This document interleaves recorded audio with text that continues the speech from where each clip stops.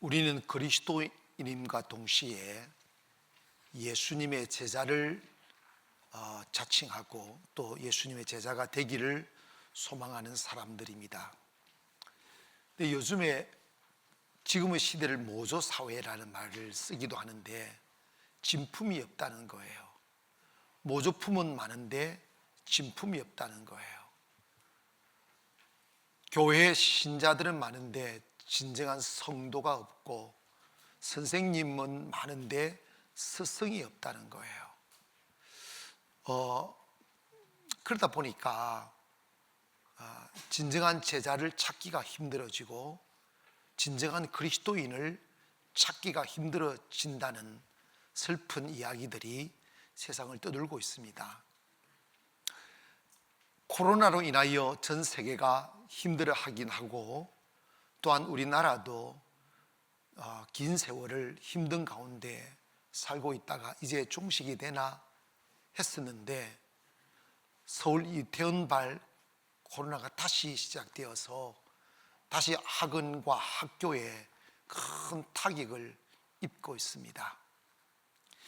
그냥 젊은이들이 그 마음의 외로움과 충동을 못 이겨 그냥 그런 곳에 갔었겠지라고 생각할 법 했었는데, 그 기간 동안 선생님들이 한 500여 명이 넘는 분들이 그곳을 다녀갔다는 거예요.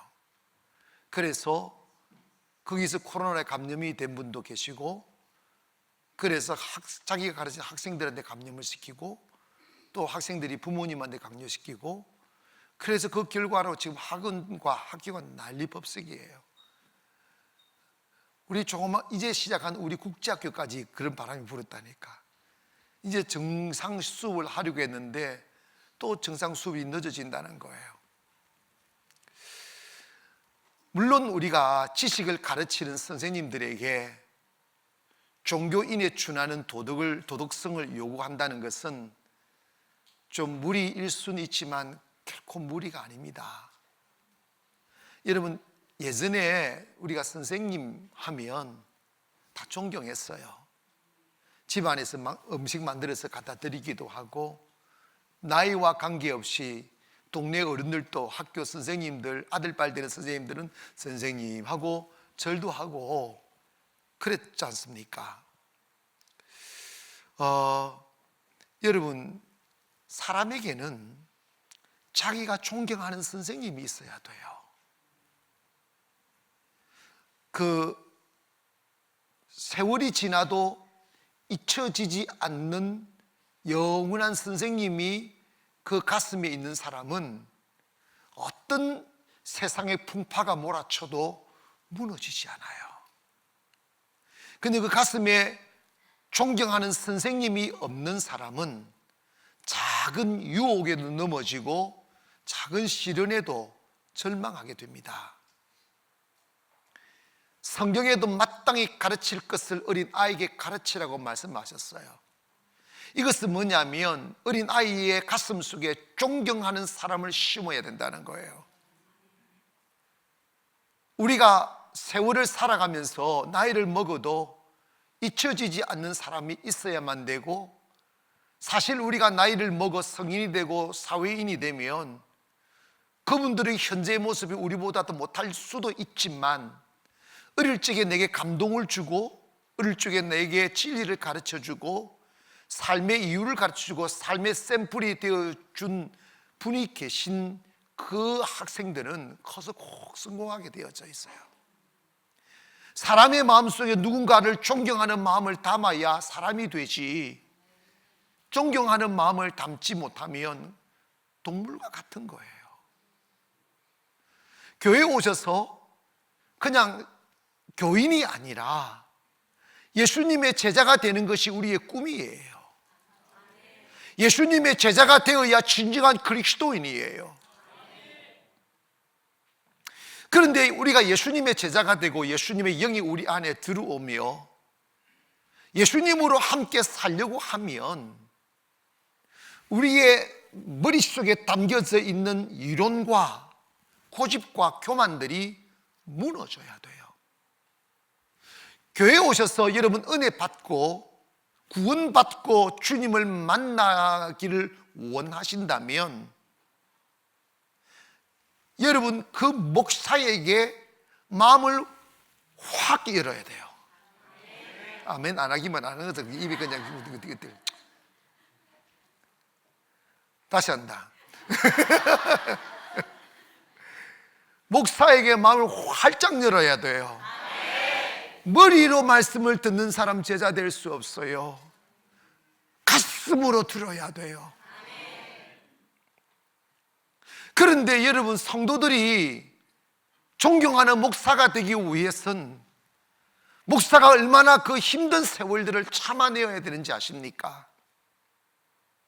한 가정이 행복한 가정됨에 있어서는 그 숱한 질고의 세월들을 내 자식 위에 내 가정 위에 참아준 어머니가 있어야 되고 참아준 아버지가 계셔야 자식들이 건강하게 행복하게 자라날 수 있어요.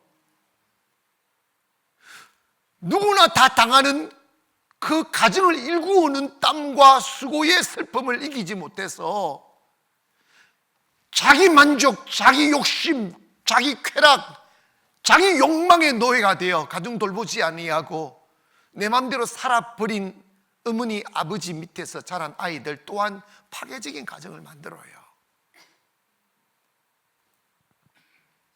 우리는 교회에 오셔서 교회를 다니면서 꼭 가져야 될 게 있어요. 그게 뭐냐면 존경심을 가져야 돼요. 학교에 가보면 공부를 잘하는 과목이 있어요. 그 과목이 뭐 선생님이 지 좋아하는 선생님이면 그 공부 잘해. 아멘. 그 선생님이 싫은 사람은 그 과목 이제 빵점 맞아요. 공부를 다 못한 친구들은 선생님들을 다 안 좋아한 거야. 선생님들 좋아하면 공부하게 돼 있어. 왜냐면 그 선생님한테 잘 보이고 싶거든. 저는요 어릴 적에 저의 시대는 아이들이 대우받지 못한 시대였잖아. 아이들이 그냥 아이예요. 그냥 사람도 아니문이다. 그냥 얘기치고 뭐 배고프면 흑주스 먹고 뭐 개구리 잡아먹고 그랬던 시절이니까. 그런데 제가 학교에서 노래를 부르게 됐어요. 근데 그 당시 우리 큰 형수가 이렇게 우리 집에 와가지고 고등학교 때 불렀던 산타루치아 그 노래들을 부를 때 내가 또 그 음악에 소질이 있었잖아. 그래가지고 금방 외워버린 거지. 그랬더니 초등학생이 고등학생들도 잘 못 부르는 산타루치아를 탁 부르니까 선생님이 반해버린 거야. 그래 교무실에 쫙 소문이 퍼져가지고 선생님이요 나만 불러가지고 우유 타주고, 그때 우유가 얼마나 긴 줄 알아? 그런데 자기 얼굴 위에 설탕 타주고 막 소풍 갈 때마다 노래자랑에서 따먹고 그랬어. 그랬더니 그런 거 있어.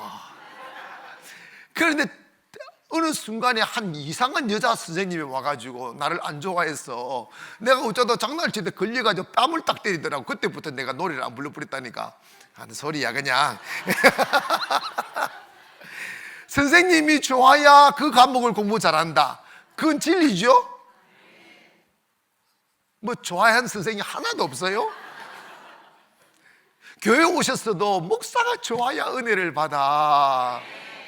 그래서 내가 별짓을 다 해도 나를 미워하지 마세요.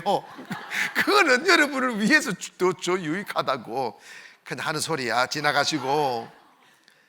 예수님께 한 분이 찾아왔어요. 니고데모라는 사람이 찾아와서 선생님이라고 말은, 내가 볼 때 당신은 하나님으로부터 온 선생님입니다 라고 하니까 예수님께서 옳다, 네 말이 맞다, 내가 네 선생이다 이랬습니다. 근데 유대 사회 속에선 선생님이라고 호칭을 잘 하지 않아요. 선생님이라고 호칭할 때는 그 사람에 대한 근위와 존경심이 가슴으로 느껴질 때 비로소 그를 향하여 선생님이라고 부르는 거죠.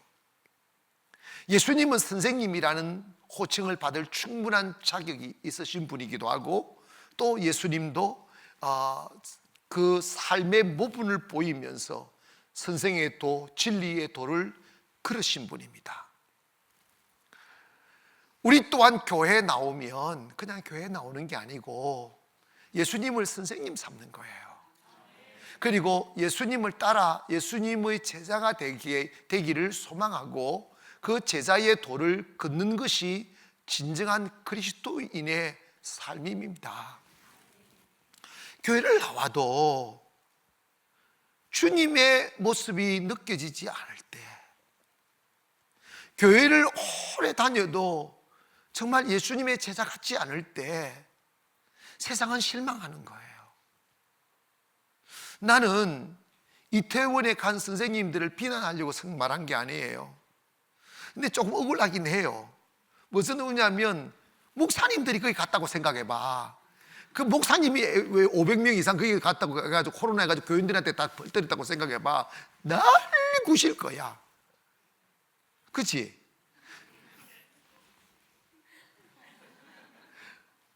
코로나도 걸리지도 않았는데 교회를 막 핍박하는데 말이야. 그런데 여러분 잘 들으세요. 왜 젊은이들이 그랬을까? 나는 기도하면서 이런 걸 생각했어요. 교회가 너무 날카로운 칼만 가지고 있구나 하는 생각을 했어요. 진리는 칼이 아니에요. 영혼을 아프게 하는 칼이 아니고 진리는 영혼을 따스하게 하는 사랑입니다. 예수님은 그런 사람을 단 한 번도 죄인 취급하지 않았어요. 주님은 그들의 깊은 속을 아는 거예요. 사람들이 쾌락에 취하면 취하는 이유가 뭐냐면 목이 말라서 그런 거예요. 너무 외로우니까, 답답하니까, 길을 모르니까, 삶이 두려우니까, 그 두려운 시간들이 주는 마음의 억압을 망각 속에 내 영혼과 몸을 빠뜨려 잠시라도 숨을 쉬고 싶은 거예요. 그들이 왜 그런 삶을 살아야 하는지, 그들이 얼마나 외로웠으면, 그들이 얼마나 목이 말랐으면 그랬을까를 생각해야 되는 것이죠. 사람은 영혼의 갈증을 다 갖고 있어요. 그런데 문제가 생겼어요. 예수님은 사마리아 여인이라고 하면 이방인이고 죄인 중에 죄인임에도 불구하고 그 사회 속에서도 가장 죄인으로 손꼽히는 그 여인을 주님이 개인적으로 찾아가셨다고요. 주님이 이런 말씀을 하셨어요. 너 목말랐었지. 주님 좀 찌르긴 했어. 네 남편 데리고 와라. 네 남편 5이었죠. 이랬지. 얼마나 큰 충격이었겠어. 내보다 낫다니까. 그래도 근데 주님 이런 것이었어요. 네가 주는 물을 마시는 자는 다시 목이 마른다. 이 말은 뭐냐면 지금 네가 목이 말라서 그 목마름을 달래기 위하여 하고 있는 행동들은 결코 네에게 만족을 못 준다. 내가 주는 물을 마시면 목마르지 않는다. 이게 뭐예요? 이게 진리란 말이에요. 근데 왜 사람들이 교회를 나오는데 목이 마를까? 여러분 있잖아요. 다 어느 분야에든 모조품은 있는 거예요. 교회에 오셔서 교회들마다 안수 집사님들 모임에, 장로님들 모임에 교회에서는 거룩한 척 하지만 바깥에서 그렇게 새 속에 꾸중물을 마시며 갈증을 달래려고 하는 분들이 얼마나 많은 줄 아십니까? 근데 여러분, 우리가 교회가 그런 사람들을 비난하기 이전에 교회는 그분들의 갈증을 채워줄 수 있어야 되는 건데 갈증을 채워주지 못하는 거예요. 책임이 있는 거예요. 주님이 이런 말씀 분명히 하셨습니다. 네가 주는 물을 마시면 will thirst again 합니다. 너 다시 목마를 거라고.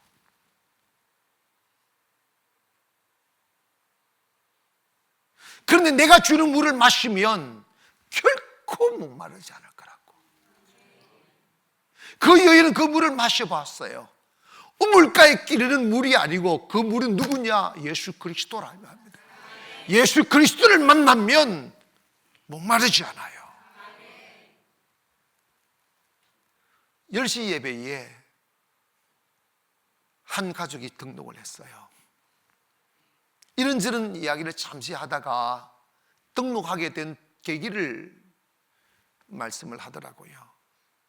그냥 인천에 다니던, 근데 가나안교회 안 나올 수는 없겠다는 거예요. 그냥 뭐냐면 자기들이 수십 년 교회를 다녀도 행복을 몰랐다는 거지. 항상 목이 말랐다는데 자기 아들이 청년부 예배를 다니는데 청년부 예배를 몇 번 다니더니 아들이 변하더라는 거예요. 그래서 자기들도 청년부 예배를 좀 다녔다는 거예요. 다니는 아들이 어느 순간 이런 이야기를 하더래요. 아빠, 예배 드리는 게 이렇게 행복해. 막 교회 가고 싶어져. 처음 들어봤대. 자기들도 그런 소리 해본 적도 없는데 자기 아들이 예배가 그렇게 기다려진다고, 예배가 행복하다고, 그 소리 듣고 아버지가 충격을 받고 무조건 가나안교회 가자 그래가지고 등록을 했다는 거야. 아멘 안 하는 사람도 입이 삐뚤어져도 뭘 할 말이 날 없어. 나 진짜로 조금 전에 이야기를 하니까 그 입이 안 삐뚤어지려면 아멘을 크게 하시면 되잖아. 목사가 입 삐뚤어지고 그러니까 그냥 하는 소리라니까 아멘을 크게 해버리시라고요. 속이 후련하게. 왜냐, 아멘을 해야 주님 만난다니까. 주님을 안 만나는데, 못 만났는데 어떻게 행복이 있겠어. 난 그게 뭔지 알아요. 교회를 다녀도 주님 못 만났다는 사실을, 목사님들도 주님 없는 목사님 많다는 사실을, 나도 주님 없이 목회한 적이 있다는 사실을 나는 안다니까. 예배가 의식이 되고 습관이 되면 답답하니까 뭔가 있을 법한데 없는 거, 이게 어중간한 게 문제라니까. 아예 없어버리면 나오지도 않을 텐데 뭐 있을 것 같은데 없으니까 이게 안 나올 수도 없고, 이게 평생 속아 사는 거지. 근데 주님은 확실하잖아. 김은 기고 아니면 아담, 딱 그래야지. 아멘. 예스와 노를 분명히 하라는 거예요. 예수님을 만나면 목마름이 채워집니다. 여러분, 외로울 때, 목이 마를 때 술로서, 마약으로서, 춤으로서, 타락으로서 그걸 채우려고 하면 점점 인생은 무너지게 되어져 있어요. 쾌락은 찰나지만 고통은 영원하다고요. 예수님이 말씀하셨습니다. 진리를 알지는 진리가 너를 자유케 하리라고 하셨을 때 유대인들이 이렇게 우리가 종이 된 적이 없는데 어떻게 우리를 자유케 한다고 했느냐? 예수님이 죄를 짓는 자마다 다 죄의 종이라고 그랬어요. 왜 아무도 나를 쫓아오는 이가 없는데 나는 두려운가요? 먹을 것 있고 쓸 것 있는데 왜 외로우냐 말이에요. 아내가 있고 자식들이 있는데. 그게 죄의 뿌리예요. 죄의 뿌리. 여러분, 그것을 세상에서 쾌락을 취하기 시작하면 저 몸도 상하고 영혼도 상하고 인생이 무너진다니까. 그런데 교회에 오면 진리를 발견하고 그 갈증이 사라져야 되는데 갈증이 안 사라지는 거야. 왜 그럴까? 작아니까 그런 거예요. 십자가 있다고 교회인가? 그물이 있다고 교회인가? 교회가 주님을 가로막는데, 교회가 성령을 가로막는데, 예수님 시절 그렇게 거룩하게 보였던 유대교회가 주님을 십자가에 못 박은 것처럼 오늘날 교회들이 주님을 외면하잖아. 교회 보면요, 주님은 안 계시고 교리만 있어요. 교회 보면 주님은 안 계시고 목사만 있고 장로만 있고 뭐 성도들만 있지. 그게 왜 송아지 없는 외양간 같아요. 교회 오면 사람이 있고 없고를 떠나서 주님이 계셔야 돼요. 아멘. 주님 만나야 돼요. 정말 나는 교회를 다니면서도 주님 못 만나고 다니는 그 쓸쓸함이 뭔지 난 너무 잘 알아요. 내가 너무 오랜 세월 그런 삶을 살아봤기에. 세월 낭비예요. 주님 만나면 목마름이 사라집니다. 우리 교회 오시면 왜 남자들이 나는 술 먹는다고 내가 뭐라 했었나? 냅두잖아. 알아서 끊어. 왜? 필요치 않으니까. 충분히 행복하니까. 여기 성가대들도 우리 아가씨 아줌마들 이렇게 술 끊는 사람들 많아.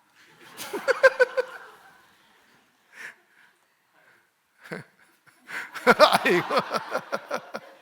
몰라, 모르지. 지금도 뭐 한 잔씩 할지 모르지만 실컷 마시셔요. 빵꾸, 이 위에 빵꾸가 날 때까지. 그런데 여러분, 이거 기억하세요. 주님을 성령으로 만나보면 제일 좋은 게 불안이 사라져. 외롭지 않아요. 두렵지 않다고. 더 이상 술이 필요치 않아요. 더 이상 내가 살아있는 것이 힘겹고 두려워서 그 어두운 지하에 내려가지고 귀신막이 음악 틀어놓고 막 영혼 팔아놓고 흔들어 쌓는 그런 거 안 해도 된다니까. 일명 어떤 사람 그 지옥 훈련이라고 하더라고. 디스코텍이 지옥 가는 훈련이라고 그러더라고. 지옥 가면 그렇게 한대. 그런데 지옥은 그 음악도 없어.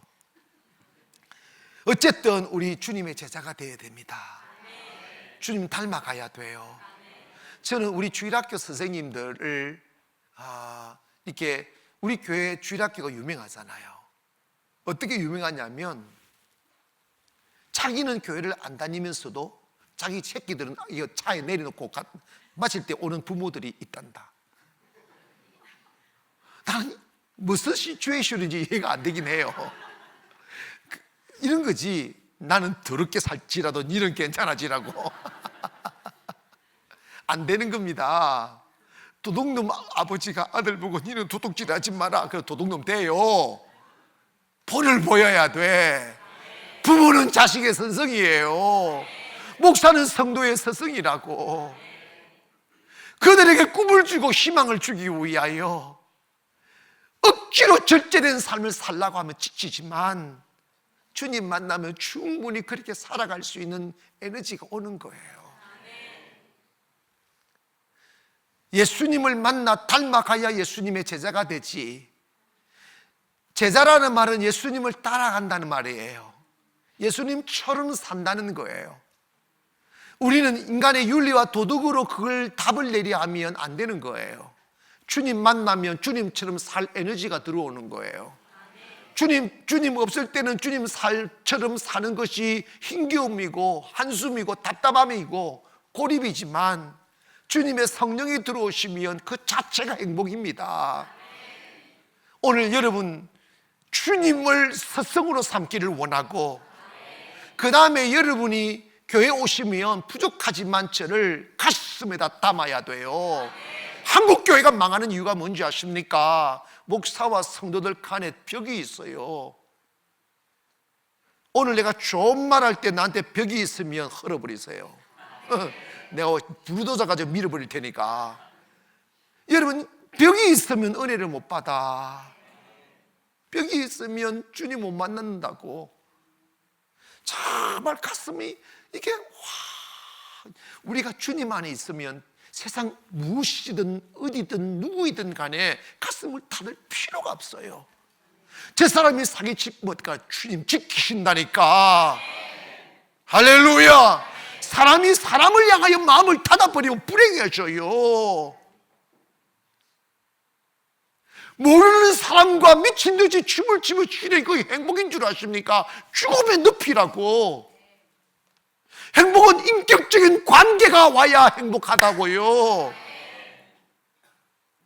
진리를 알지니 진리가 너를 자유케 한다고 했는데, 근데 여기에 you know the truth, know는 안다는 말은 경험한다는 말이에요. 이거는 신혼부부가 데이트만 하다가 결혼하여 함께 잠을 자고 함께 살아가는 걸 이끌어서 안다는 것을 의미하는 거예요. 우리가 예수님을 안다는 것은 예수님 우리 가슴에 박히는 거예요. 내 뼈 속에, 내 살 속에, 내 세포 속에 주님이 들어오시는 거라고요.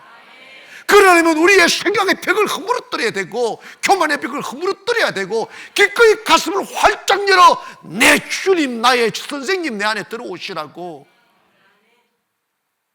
거기에 기적이 있어요. 거기에 능력이 있고 자유가 있다고요. 그러므로 우리는 주님의 제자가 되기 위해서는 하나님의 말씀에 거하는 사람이 되어야 된다는 거예요. 고백합시다. 말씀에 거하자. 너희가 내 말에 거하면 너희가 내 참 제자가 된다고 그랬어요. 주님의 말에 거한다는 말은 뭐냐면 주님의 말씀에 묶인다는 거예요. 아멘. 주님의 말씀에 붙들린다는 거예요. 그런데 여러분, 하나님의 말씀의 신비가 뭐냐면 우리가 세상에서 학교에서 배우는 지식은 그냥 knowledge예요. 논리예요. 논리, 로지라고. 성경도 우리가 성경책은 로지에 불과합니다. 그런데 우리가 그 성경 말씀에 내 인격이 딱 붙들려야 돼요. 그 말씀에 사로잡혀야 된다고.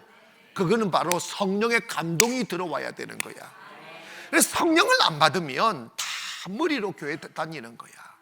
성령을 안 받으면 여러분 다 의식에 불과한 거예요. 거기에 자유 없습니다.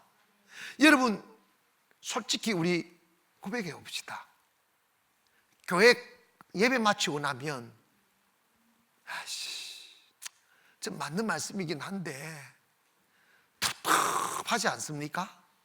이게 뭐냐면 내가 저렇게 살긴 살아야 되는데 안 될 것만 같은 불안감 있잖아. 지를 아니까. 응? 근데 진리는 그 넘어 뭔가 있어요. 그게 뭐냐면 내가 저렇게 살아야 된다고 생각하니까 부담감이 되고 또 어제의 삶의 경험으로 나를 들여다 보니까 그렇게 살 수 없음이 느껴지니까 교회 나오는 게 오히려 더 마음에 부담감이 되는 거예요. 시룩시룩 하다가 별천지구나 생각하고 떠나버리잖아. 그게 왜 그러느냐 하면 주님 없이 교회 오는 게 그래요. 진리는 깨닫게 한다는 것은 알므로 끝나는 게 아니고 그것으로 행동할 수 있는 능력을 주시고 행동할 수 있는 자유를 주시고 행동할 수 있는 기쁨을 주시는 거예요. 하나님의 말씀은 우리를 속박하지 않아요. 억압하지 않아요. 하나님 말씀은 천국의 나를 실질은 나르게 하시는 거예요. 진리는 그런 거라고요. 진리는 자유라고요. 시편 1편에 보면 우리가 지나칠 수 없는 말씀이 있어요. 복 있는 사람은 악인의 꾀를 쫓지 아니하고 죄인의 길에 서지 아니하고 오만한 자의 자리에 앉지 않고 오직 여호와의 율법을 뭐하여? 즐거워하여 그 율법을 주야로 묵상하는 자. 억지로 안 들어가는 거 외우려고 하는 게 아니고 그 말씀이 너무 좋았어. 그 말씀이 너무 달콤해서 자꾸 읽다 보니까 내 마음에 자꾸 들어오는 거예요. 그런 사람은 복받은 사람이란다. 왜냐? 말씀이 씨앗이요, 말씀이 기적이요, 말씀이 생명이요, 말씀이 재물이란 말이에요. 하나님의 말씀이 내 마음에 거할 곳이 없으면 그 사람은 텅 빈 가슴으로 살아야만 합니다. 하나님의 말씀이 믿음으로 다가와 나에게 전율을 느끼게 만들고 감동을 주고 내가 이 말씀처럼 살고 싶어지는 감동이 올 때 그 말씀이 나에게 축복이 되는 거예요. 그것이 바로 말씀에 묶인 삶을 의미한단 말입니다.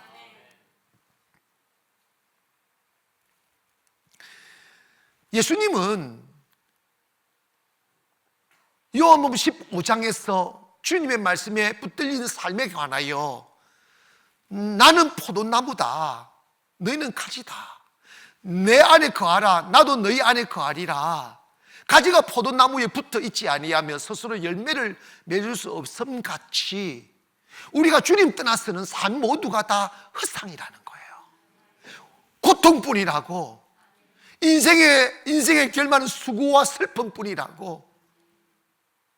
그런데 그 가지가 원줄기에 다 붙어 있으면 저절로 열매를 맺는다는 거야. 여러분 보십시다. 아름다운 꽃도 가지에 피고 탐스러운 열매도 가지에 맺힌다고. 그런데 그 가지에 열매를 맺히게끔 하는 모든 영양소가 가지에게서 나오는 게 아니고 원줄기에서부터 뿌리로부터 오는 거예요. 그 뿌리에서 영양소를 쫙 가지 끝으로 보내면 거기서 꽃이 피고 열매를 맺는 탐스러운 포도송이가 입맞히듯이 오늘 저와 여러분이 주님의 가지라는 거예요. 주님의 영광이 우리에게서 꽃이 피고 주님의 영광이 우리에게서 열매가 맺히는 탐스러운 가지가 되어야 된다는 거예요.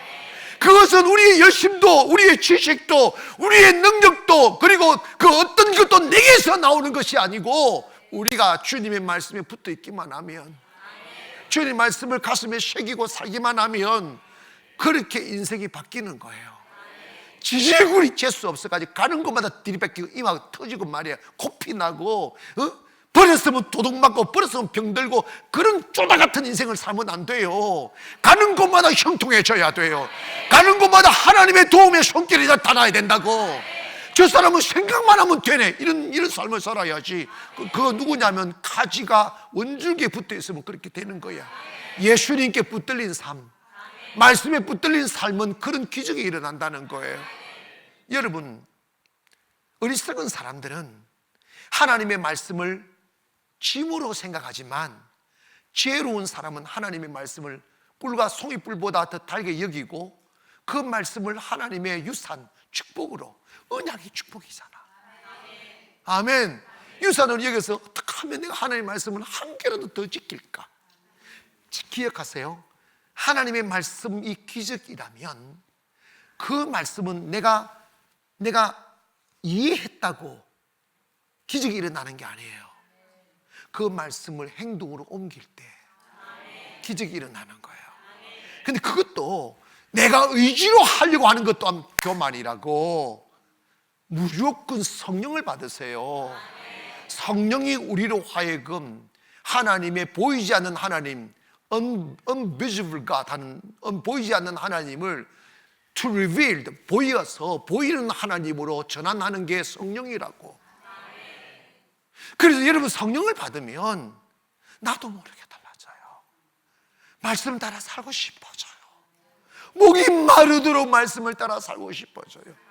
왜냐하면 말씀 따라 살아보니까 너무 경이로움이 많으니까, 너무 재밌으니까, 너무 행복하니까. 저는 남자들, 요즘 여자들도 잘 마시더라. 남자들이 술 마시는 분들 우리 교회 오는 걸 나 부담스럽게 여기잖아요. 난 아예 진짜 많이 마시고 오세요. 내가 너무 진정해요. 근데 여러분 봐봐요. 그 목이 말라서 그래요. 왜냐면 마누라라는 걸 얻어봤더니 이것도 완전히 고양이야. 말을 한 번도 못하고 막 그 얼굴에 막 선을 꺼쌌지. 살 재미가 있어야지. 인생 별건가 싶어가지고 그냥 술 마시면서 위로받는 거야. 근데 이러면 교회 오셔서 주님 알고 나면 나도 모르게 술에 손이 가지 않아. 마시고 싶지 않아져. 행복해지니까. 나를 버리고 싶지 않으니까. 내 미래를 잃어버리고 싶지 않으니까. 그래서 주님이 진리를 알아라고 하는 거예요. 말씀이 진리입니다. 그래서 30에 진리를 알지니 이러는 거예요. 진리를 알지니, 그 진리를 알아라는 거예요. 여러분, 요한 2서 1장 1절에 보면 장로인 나는 택하심을 받은 부녀와 그의 자녀들에게 편지하노니 내가 참으로 사랑하는 자요 나뿐 아니라 진리를 아는 모든 자도 그러한 것은, 진리를 아는 모든 자. 진리라는 것은 참, 거룩, 옳음 이런 걸 말하지만 우리가 진리라고 말할 때 이 세 가지 요소가 겸비되어야 진리라고 하는 거예요. 나 오늘 교회 갔어 안 가서 그 진리라는 의미가 아니에요. 그건 사실에 불과한 것입니다. 진리는 세 가지 요소가 겸비되어야 되는, 첫째로 그 진리는 하나밖에 없는 유일성이 있어야 돼요. 그 다음에 이래도 저래도 변하지 않는 불변성이 있어야 되고, 그리고 세상이 흐르고 흘러도 사라지지 않는 영원성이 있어야 돼요. 그 진리는 세 가지가 있는데, 첫째로 유일성과 불변성과 영원성, 이 세 가지 요소가 딱 겸비되어야 그걸 진리로 가는데, 그것이 바로 예수님을 이끌어 하는 거예요. 그래서 예수님이 자기를 소개할 때 I am the way, the truth, the life 하잖아요. 그것은 예수님에게 뭐냐, 나만이 길이고 나만이 진리고 나만이 생명이다. 그건 예수님의 생명은 영원한 생명이에요. 예수님은 불변하신 분이에요. 주님의 진리는 영원하다고요. 거짓이 없으신 분이라고요. 그래서 요한복음 1장 14절에 말씀이 육신이 되어 우리 가운데 거하심에 우리가 그 영광을 보니 아버지의 독생자의 영광이요 은혜와 진리가 충만하더라. 요한복음 1장 17절에 율법은 모세로 말미암아 주신 것이요 은혜와 진리는 예수 그리스도로 말미암아 온 것이다. 요한복음 14장 6절에 내가 곧 길이요 진리요 생명이다. 이거 뭐냐면 예수 그리스도가 변함없는 진리라는 거예요. 그래서 진리를 알지니 이 말은 예수님을 알아라 이 말이에요. 할렐루야. 그러나 왜 교회에 기쁨이 없을까? 왜 교회를 다니는데 목이 마를까? 왜 교회를 다니는데 왜 맥주가 막 그리워질까? 여러분, 예수 만나면 안 갑니다. 아멘. 예수 만나면 안 가게 돼 있어요. 그런데 여러분 봐봐요. 교회가 예수님을 외면해요. 이게 슬픔이에요. 예수님 당시에 유대인들은 예수님을 기다리고 온 사람들이에요. 2000년 동안이나 메시아를 기다렸잖아요. 근데 메시아이신 예수님이 오셨을 때 그들은 예수님을 외면했어요. 교회는 교회인데, 유대교 다 교회예요. 교회는 교회인데 예수님을 배척하는 교회는 거라. 예수님이 없는 교회인 거라. 그러니까 허전한 거예요. 그러니까 교회에 갔다 와도 마음이 텁텁한 거예요.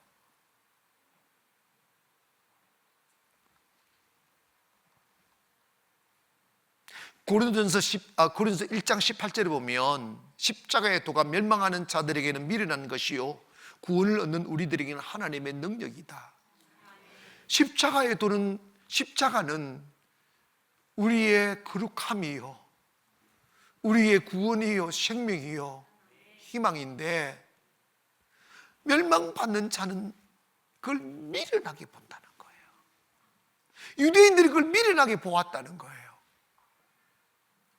이성의 길을 찾는 거예요. 도덕의 길을 찾는 거예요. 의식의 길을 찾는 거예요. 십자가는 하나님의 선물입니다. 대가 없는 선물, 그게 은혜라고요.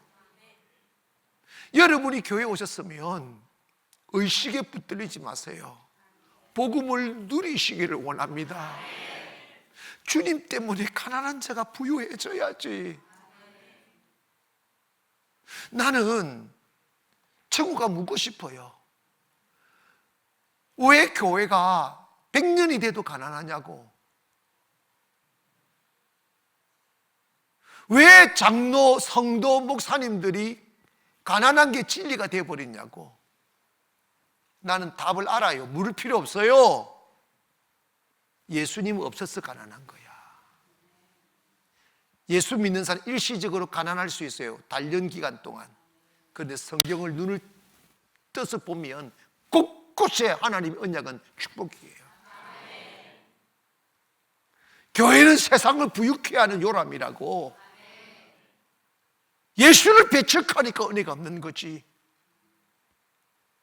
예수를 배척하니까 자유가 없는 거지. 예수님을 배척하니까 기쁨이 없고 목이 마른 거예요. 여러분, 난 안 그렇겠지? 아닙니다. 우리도 그 어둠의 늪에 빠져 있을 수 있어요. 그래서 진리를 알아라는 거예요. 진리를 발견해야 됩니다. 슈가성의 여인도 주님 만나서 인생이 바뀌었어요. 교회 오셨으면 예수 만나기를 바랍니다.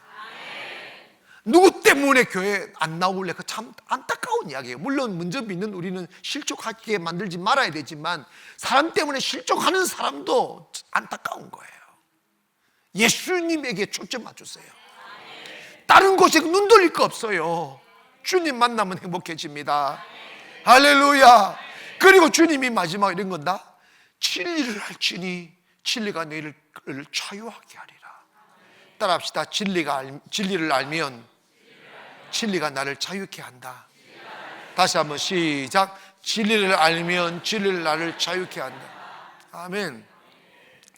사람이 말하고 행동하는 것은 말과 행동 그 자체의 문제가 아니에요. 생각의 문제입니다. 가슴의 문제입니다. 사람의 생각이 묶여 있어요. 돈에 묶이고 실패에 묶이고 두려움에 묶이고 사람에게 묶여 있어요. 거기에는 자유가 없어요. 기독교는 자유의 종교입니다. 할렐루야. 그 자유를 누가 주느냐? 예수님이 준다는 거예요. 이 말을 유대인들에게 한테 사두개인들과 바리새인들이 유대인들이 이런 이야기하는 거예요. 우리가 종이 된 적이 없으니까 근데 왜 우리를 자유케 한다고 하느냐? 그 사람들이 생각하는 종의 개념은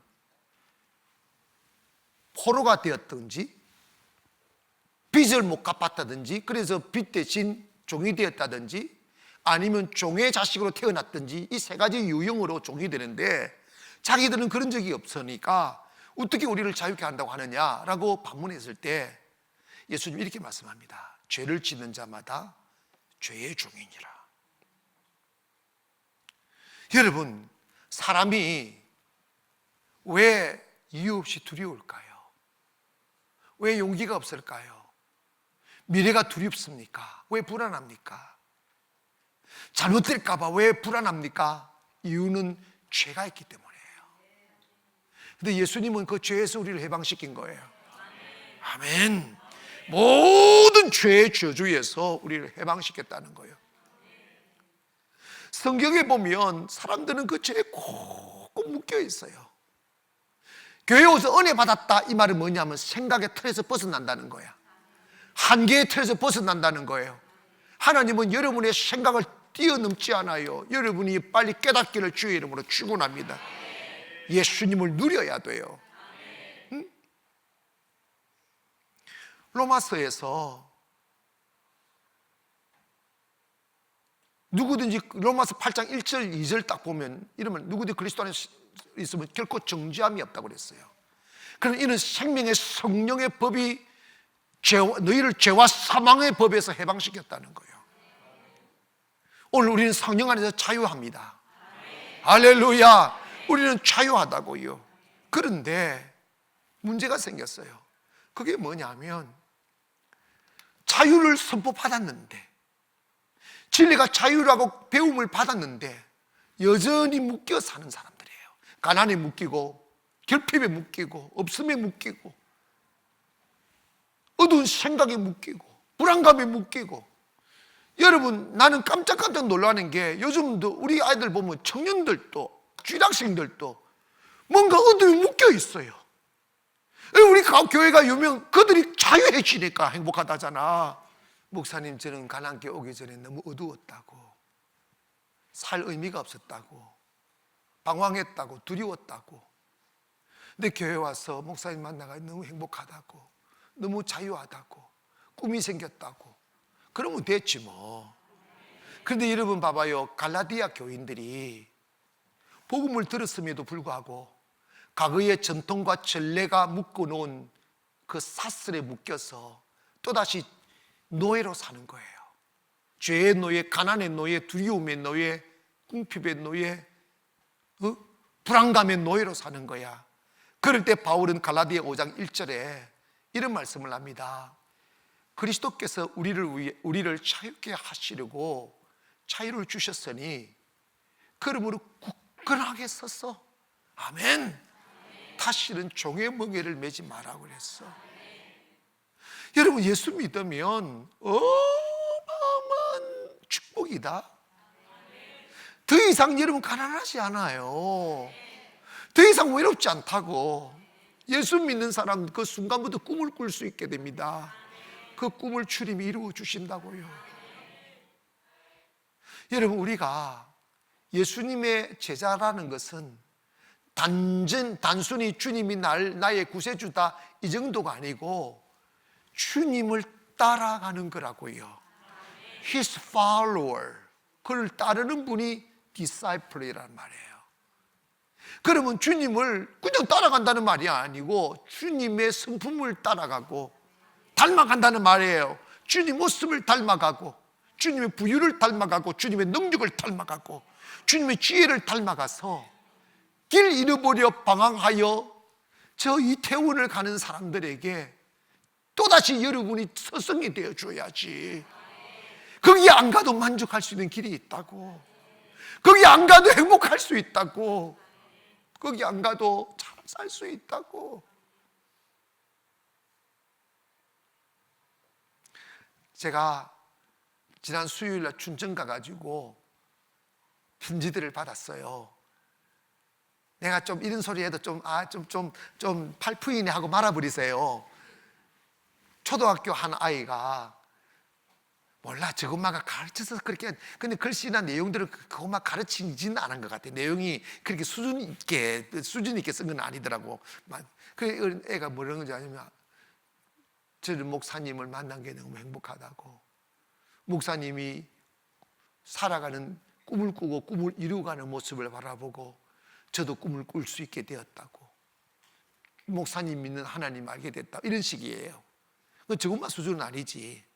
어쨌든 간에 여러분에게도 여러분을 바라보는 사람들이 있다고. 자식이든 친구든 동료든 간에 영적으로는 여러분이 그들의 스승이라고. 아멘. 여러분에게 요구되는 게 있어요. 여러분이 예수님의 제자가 되면 여러분을 인하여 그들도 예수님의 제자가 되는 거예요. 그러면 세상 아름다워집니다. 세상이 점점 어둠으로 빠져가는 것은 너무너무 목이 마르다고 외치는 거예요. 우리는 그들에게 정죄의 칼날을 휘두르지 말고 그들에게 생수를 줄 수 있어야 돼요. 이거 마셔보라고. 가나안교회 나와봐라고. 예수님 만나보라고. 나 만나니까 너무 행복하다고. 우리 교인 되지 말고 주님의 제자 되십시다. 거기 행복이 있어요. 이 말씀만 하고 마칠게요. 오늘 여러분 기쁜 소식은 정심 준다.